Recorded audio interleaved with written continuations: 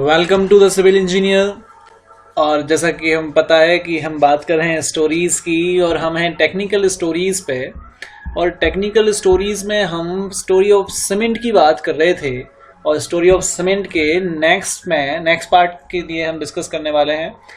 सबसे पहले वीडियो को स्टार्ट करने से पहले यदि आपने हमारी पुरानी वीडियो नहीं देखी हो तो डिस्क्रिप्शन में लिंक दी गई है, सबसे पहले उसे जाके देखें क्योंकि सीमेंट के बहुत सारे चीज़ें, बहुत ही इंपॉर्टेंट चीज़ हमने उसमें डिस्कस की थी और नेक्स्ट इंपॉर्टेंट चीज़ इसमें डिस्कस कर रहे हैं।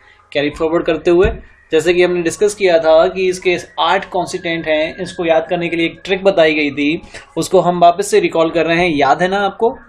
याद नहीं है तो एक बार फिर से हम बता रहे हैं आपको। ये लीसा एमएससी पास है, lime iron oxide silica alumina alkali magnesia sulphur and calcium sulphate, that's all. और आगे बढ़ते हैं। आज हमारा ये पार्ट है वो टाइप ऑफ सीमेंट से लेकर के आगे की तरफ बढ़ेंगे, लेकिन ध्यान रहे इस बार हम बहुत ही इंपॉर्टेंट चीज टेस्ट पे फील्ड में सीमेंट की टेस्ट कैसे करते हैं उसको एंड में बताने वाले हैं, तो लास्ट तक जरूर देखें। ओके चलिए, टाइप ऑफ सीमेंट्स। वैसे तो बहुत सारे सीमेंट हैं, टाइप हैं, 14 टाइप ऑफ सीमेंट्स हैं मार्केट में अवेलेबल, अलग अलग काम के लिए अलग अलग होते हैं। टाइप ऑफ सीमेंट में हम मेनली 3 टाइप के सीमेंट को डिस्कस करने वाले हैं और बाकी के आपको जानते हैं। Quick setting time, quick setting cement, rapid hardening cement, low heat cement and so on. मतलब 14 टाइप ऑफ हैं, सबका डिस्कशन करेंगे फिर कभी। अभी आपको हम बिल्कुल नेक्स्ट पार्ट हम आपको लेकर क्विक सेटिंग सीमेंट में। भाई क्विक सेटिंग सीमेंट बनता कैसा है? Cement is obtained by adding small percentage of alumina. देखो क्विक सेटिंग करना है तो ये जो क्लिंकर में इसको मोर ग्राइंड कर देते हैं, finally grinded cement clinker and reduce the proportion of calcium sulphate.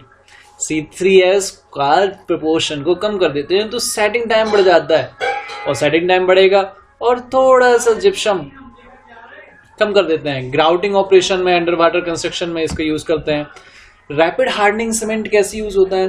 तो this type of cement which develop higher rate of gain of strength.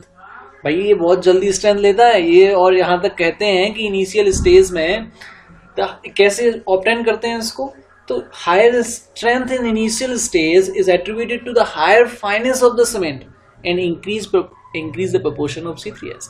भाई हम उनसे फाइनेस को बढ़ा दिया और उसके C3S के प्रोपोर्शन को बढ़ा दिया तो रैपिड हार्डनिंग हो गया और सीमेंट अटेन द स्ट्रेंथ। इसकी मेन बात है कि जो OPC नॉर्मल सीमेंट 7 दिन में स्ट्रेंथ लेते हैं वो 3 दिन में ले लेते हैं, अबाउट 67% स्ट्रेंथ, और जहां तक कहते हैं 1 दिन में 16% स्ट्रेंथ ले लेता है।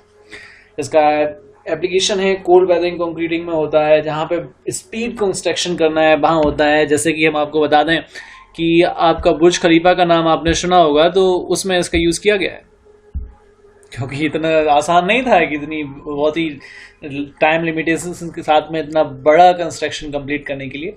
चलिए आगे बढ़ते हैं लोहित सीमेंट के साथ में। तो भाई लोहित सीमेंट है, बड़े बड़े मैसिव डैम वगैरह बनते हैं, इसमें ज़्यादा हीट का हम OPC यूज़ नहीं कर पाते क्योंकि यहाँ पे क्रैक्स डेवलप होंगे, स्ट्रक्चर डैमेज होने की चांसेस रहते हैं। जब लो हीट सीमेंट है तो हम इसमें C3A के प्रोपोर्शन को कम कर देते हैं, C3S के प्रोपोर्शन को कम कर देते हैं और C2S के प्रोपोर्शन को बढ़ा देते हैं ताकि धीमे धीमे स्ट्रेंथ ले और हीट कम डेवलप हो, क्रैक्स कम डेवलप हो और हमारा स्ट्रक्चर सेफ रहे। The cement also develop slower rate of gain of strength, बहुत धीमे धीमे स्ट्रेंथ लेता है और धीमे धीमे बनता भी है। ब्रिज, हाइड्रोलिक स्ट्रक्चर और डैम में इसका यूज करते हैं क्योंकि ये बहुत ही हैवी कंक्रीट स्ट्रक्चर होते हैं और इनमें OPC नहीं लगा सकते आप। रैपिड स्ट्रेंथ लोगे वो हीट ऑफ हाइड्रेशन के लिए जो गैप्स होते हैं वो होता नहीं है जनरली, और क्रैक्स डेवलप होने के बहुत ज़्यादा चांसेस होते हैं, इसलिए ऐसा नहीं करता है। भाई इसके बाद में भाई अब हम बात करते हैं हीट ऑफ हाइड्रेशन। सीमेंट की बात कर रहे हैं तो इसको तो पता होना चाहिए। तो ये कि ऑर्डर है, C3S में सबसे ज़्यादा हीट ऑफ हाइड्रेशन है, फिर C3S में C3A tricalcium aluminate, tricalcium silicate और C4AF और C2S। इसके साथ में हम बात करने वाले हैं नेक्स्ट पार्ट में कंप्रेसिव स्ट्रेंथ ऑफ सीमेंट। भाई सीमेंट के जनरली 3 ग्रेड होते हैं, 33, 43, 53। अक्सर आपने देखा होगा कि ये जो है 43 के लिए सबके लिए अलग अलग आईएस कोड हैं। हम आपको आईएस कोड बता रहे हैं। 33 ग्रेड के लिए IS 269 1986 से हमने इसकी स्ट्रेंथ टेबल ली हुई है और IS 8112 1989 से 43 ग्रेड के लिए टेबल लिए 3, 7 और 28 डेज में कितनी स्ट्रेंथ लेगा, और 53 के लिए IS 12269 1987 से 53 ग्रेड के लिए लिए। सबके एडिशंस आ गए हैं, बट ये जो स्ट्रेंथ वाला उसी वाले पार्ट में दिया हुआ है 1989, आपको याद होना चाहिए आईएस कोड्स। और देखो जब हम कंप्रेसिव स्ट्रेंथ की बात कर रहे हैं तो जैसे कि कंक्रीट में हम कहते हैं कि 150 mm के क्यूब मोल्ड्स को लेते हैं, तो सीमेंट की क्यूब मोल्ड्स को कैसे लेते हैं, तो 70.6 के हिसाब से ही लेते हैं।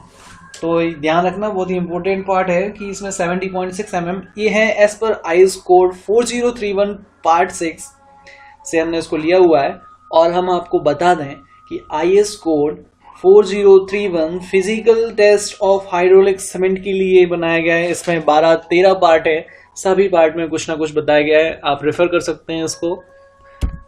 और हम कुछ फैक्ट्स की बात कर लें। डेंसिटी नॉर्मली 1440 kg पर MQ, specific gravity 3.15 unitless quantity होती है। और volume of one bag cement 0.0347 MQ, initial setting time 30 minutes, final setting time 600 minutes. और यदि इसको पानी में डालो तो ये फ्लोट करते हैं। वही अब चीज़ होती है सीमेंट के बारे में हमने बहुत सारी चीज़ें जान ली हैं। हम साइट पे गए, हमारे पास में सीमेंट्स आया हुआ है, स्टोर में रखा हुआ है।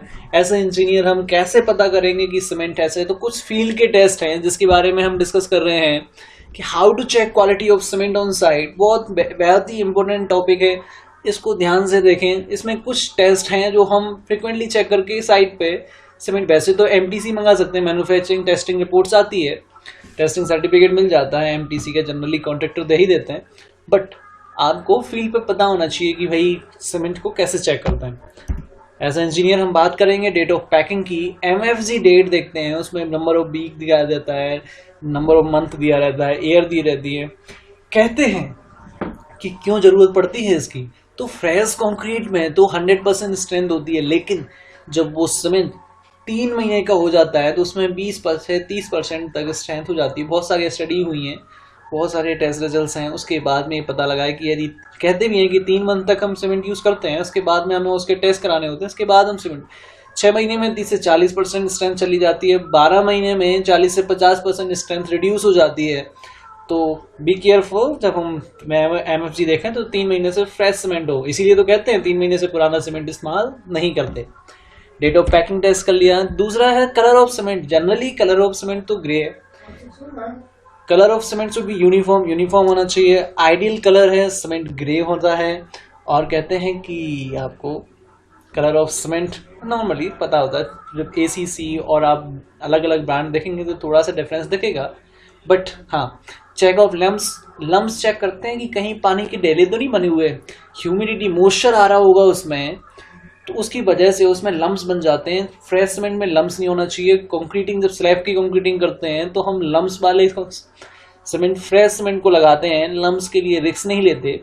और हम लम्स को इसीलिए तो कहते हैं कि जब हम लेबोरेटरीज जो स्टोर रूम है वो as per IS code prefer करें तो बेटर होता है।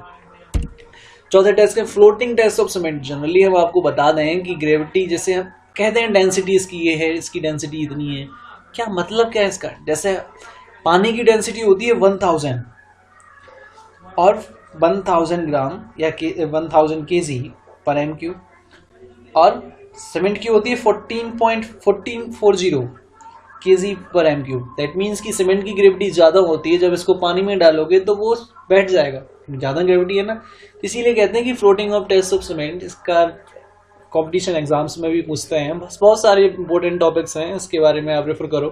तो small amount of cement throw in the bucket of water, it should sink not float over the surface. ये क्योंकि इसकी ग्रेविटी ज़्यादा होती है, दैट मीन्स कि यदि ये फ्लोट कर रहा है दैट मीन्स कि सीमेंट में कुछ प्रॉब्लम है। और रबिंग टेस्ट जनरली हम चेक करेंगे फाइनेंस ऑफ सीमेंट चेक करने के लिए। Take a pinch of cement, rub within your fingers, it should feel smooth while rubbing. जब रबिंग करोगे तो स्मूथ फील आएगा। और हैंड इंसर्टिंग, यदि आपको चेक करना है तो जो फ्रेश सीमेंट होता है वो कूलिंग फील कराता है, उसके अंदर हाथ डालो वो कूल लगेगा।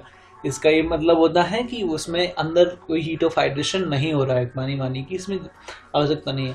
आई होप कि आपको चीज़ें समझ में आई होंगी। Thank you so much.